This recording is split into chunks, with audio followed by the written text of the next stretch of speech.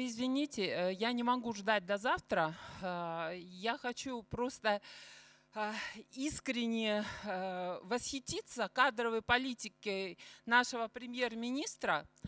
Сейчас, конечно, в ход пойдут моя национальность, мне укажут на этническую мою родину, но судя по той ситуации, которая творится в кадровой политике при назначении в образование людей, разрушителей, как Карасартову, которая чувствует просто, где идет нестабильность, она там.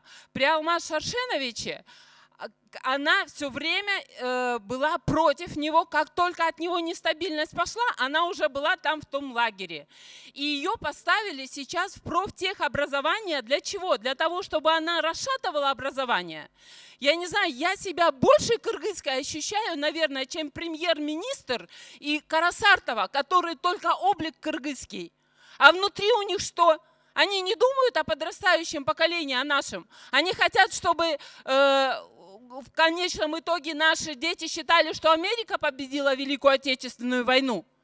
Или вот этот вот феминистская выставка, ведь спровоцирована специально она была. Все хорошее можно опошлить, что они успешно сделали. И это было сделано преднамеренно. Прекрасно знали, что будут такие сопротивления и столкновения.